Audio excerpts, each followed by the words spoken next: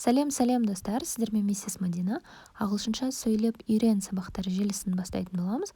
Бүгін бізде бірінші сабақ. Дайын болсаңыздар, кеттік. Жалпы бүкіл әлемдегі ең маңызды сөздердің бірі ол адам. Адам ағылшын тілінде a person. A person. Міндетті түрде менен кейін қайталап отырыңыз, жарайды ма? A person. Адам. Бұл сөзді жаттау оңай болады деп ойлаймын, себебі персона деген сөзді ойласаңыздар болады. Персона, a person. Ағылшын тілінде біреуді көрсетіп, бұл деп айтамыз ғой, мысалы, бұл дегеніміз дейміз, немесе бұл адам, бұл жануар деп айтамыз, Ағылшын тілінде бұл дегеніміз this is. This is. The дыбысын айтқан кезде міндетті түрде тіліңізді тістеріңіздің ортасына қойып айтасыз. This is. Ал енді ағылшын тілінде бұл адам деп айтып көрейікші. This is a person. Бұл адам. This is a person. Ағылшын тілінде ең көп қолданылатын сөздердің бірі good. Good. Жақсы. Ал енді айтып көріңізші. Жақсы адам. A good person. A good person. Ал енді сабақтың басынан бастап өткенімізді қайталау үшін бұл жақсы адам деп айтайық. This is a good person. Менен кейін міндетті түрде қайталап отырыңыз. This is a good person. Бұл жақсы адам. Жақсы адамдарым деген сияқты, Ал енді давайте келесі сөз жаттайық. Busy. Busy. Бос емес. Бұл жақта бұл сын есім ретінде, яғни мысалы занятой деп аударсақ болады орысша. Қазақ тілінде қандай? Бос емес. Бос емес адам. Дәл суреттегідей busy. Busy. Қараңыздар. Busy бос емес. A person адам. Енді қосып айтайықшы. Бос емес адам. Занятой человек.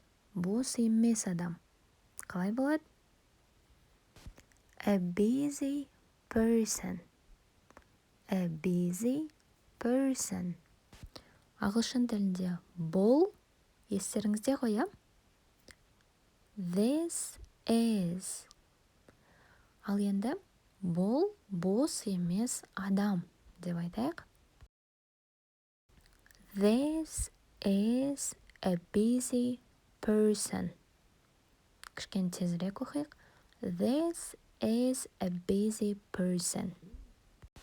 Келесі сөз a man. A man. Ер адам.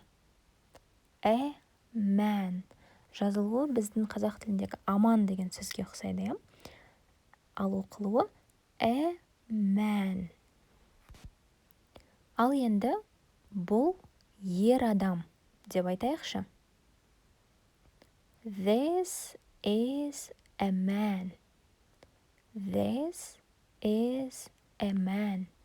Естеріңізде болса, жақсы good. Енді айтайық.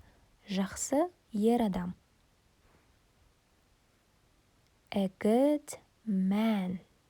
Ал енді бұл жақсы ер адам деп айтайықшы. This is a good man. This is a good man.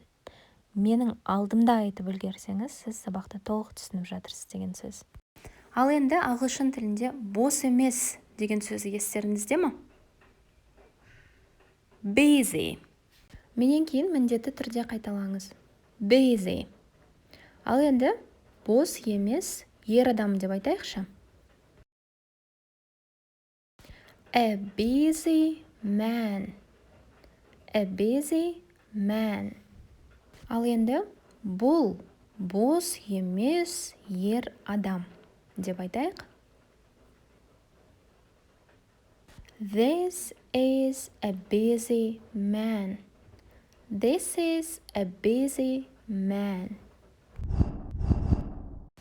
Ал енді әйел адам. Әйел адамды ағылшын тілінде a woman деп айтамыз. Байқасаңыздар, man деген сөз бар, яғни ер адам деген бізде man, соған дыбысын қосу арқылы біз woman, әйел адам деген сөз шығарамыз. Ал енді бұл жақсы әйел адам деп айтайықшы. This is a good woman. This is a good woman. Ал енді бұл бос емес әйел адам деп айтайықшы. This is a busy woman. This is a busy woman. Тағы бір рет. Ер адам a man, әйел адам a woman. Ал сабағымызды қорытындылайық. Бүгін біз сіздермен не үйрендік? Ағылшын тілінде адам деген қалай болады? A person. Ер адам. A man. Ер адам. Әйел адам.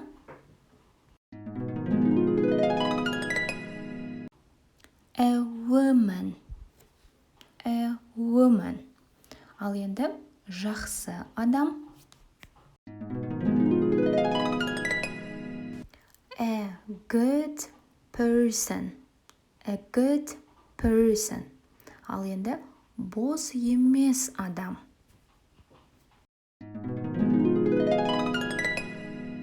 A busy person. Бос емес адам. Ал енді комментарийге бұл жақсы адам және бұл бос емес адам деп жазуды ұмытпаңыз. Сабақ сіздерге толық түсінікті болды деп ойлаймын. Егер видео ұнаса, лайк басып, комментарий жазып, арнама тіркелуді ұмытпаңыздар. Сіздермен болған миссис Мадина. Goodbye!